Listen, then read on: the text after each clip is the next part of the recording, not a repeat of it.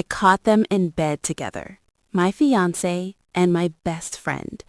Ryan grabbing at the duvet while Lisa reached for something to cover herself. Two people who had planned everything so carefully suddenly looking very stupid. I stood in the doorway in shock, my hands covering my mouth. And then Lisa smirked, looking at Ryan. Why do we still have to lie to her? She pointed her hand at me like I was the inconvenience. I had grown up with this woman, yet she looked me in the eyes and said, Maya, I'm sleeping with Ryan, and guess what? We'll be getting married soon. Anger fueled my bones like no other. I don't want to see either of you again, I spat. You're fired, both of you, especially you, Lisa. Lisa laughed, hollow and mocking and loud. What company? The company had been bleeding for months, quietly, in ways I could not explain no matter how many hours I spent staring at the numbers. I turned to Ryan. The guilt that had flickered on his face in the first moment was gone, replaced by something flatter, more honest in its own horrible way. Maya, stop making a fool of yourself. This is your fault. You always acted like you were better than us. Lisa's smile stretched wide. The company is going bankrupt, and when it does, we're buying it. The realization hit me. That was what I had never looked at. Ryan was the one bleeding the company dry, even when the financial advisor had warned me that someone close was stealing. I had never once looked in his direction. My parents' company, the one they left me, the foundation of everything, every asset, everything I had ever built. Everything Ryan had came through me. Everything Lisa had, her salary, her position, her access, came through me. And they had used that access to dismantle me from the inside, quietly, methodically, while I sat at my desk trusting them completely. The room tilted. My legs gave way.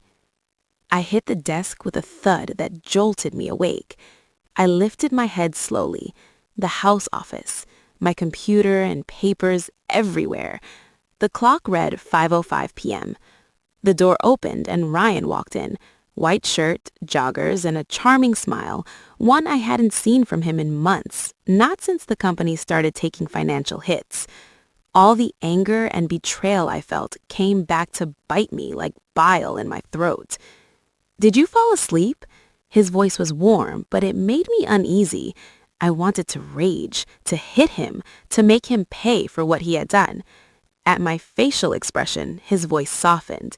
Did you have a bad dream? A bad dream? Was that all it was? I could feel my body calm down at that thought. This man was smiling, completely unbothered, like a man with nothing heavy on his conscience.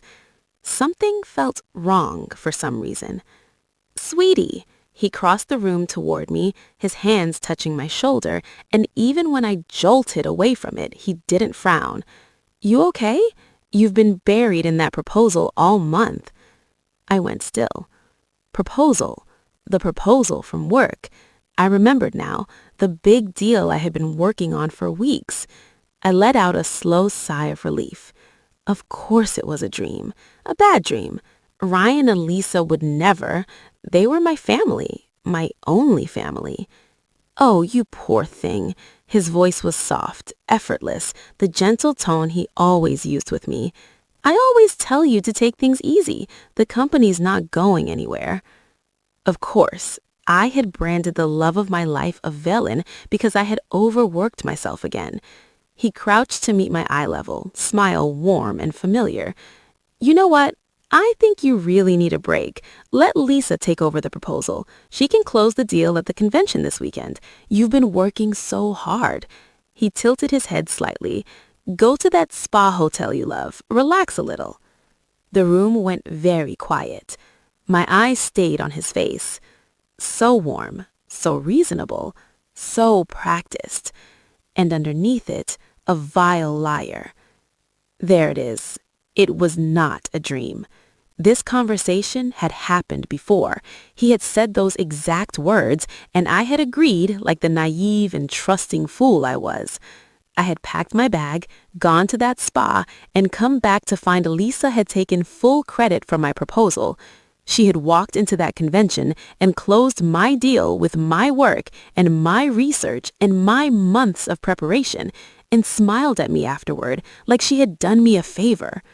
When I complained to Ryan, he had looked at me with patient, reasonable eyes and said, Lisa was my best friend, that she worked for our company, that her success was my success, and I had believed him.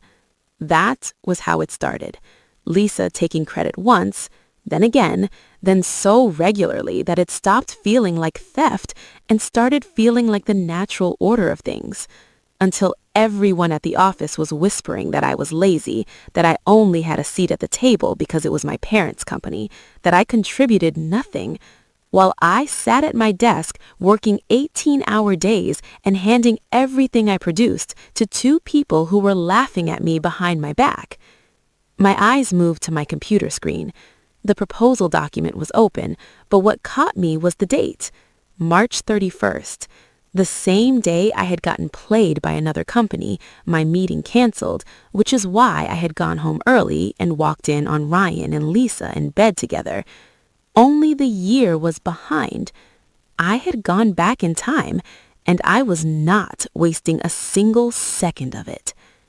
Actually, I said, reaching for my phone, my assistant called me earlier. He made a mess of the current project, has to redo everything from scratch. It was a lie, of course. The proposal was already completed on my laptop. I watched as Ryan's face fell, anger replacing the charm, instantly. That stupid fool, how could he do that? I looked at him. That anger, quick and sharp, no hesitation. The same man who never once reacted that way when I told him Lisa spoke rudely to an investor, or lost critical documents before a presentation, or taken a meeting she had no business being in. For Lisa, always patience. Always, she means well, and you know how she is. For my assistants making one small error, that face. How had I been so blind? How long had this been going on right in front of me? Calm down, I said lightly. I'll handle it. I was already stacking my papers, neat and deliberate. I should go into the office, grab a hotel nearby, work on it with my team for a few days. Maya, you don't have to. We really need this project. I looked up at him, voice easy, warm, completely unreadable. You know me. I'm doing this for our family. Something moved behind his eyes. A quick recalculation he thought I couldn't see. I could see everything now. He nodded. I picked up my bag and walked past him and did not look back. He was already thinking about what he was going to tell Lisa, that the plan had changed, that I wasn't going anywhere, that they needed a new angle. Let him think. I was going to get a hotel room, sit in the quiet, and map out every single thing that was coming for both of them. They had spent a year building a trap for me. I had 1 year to build something considerably worse.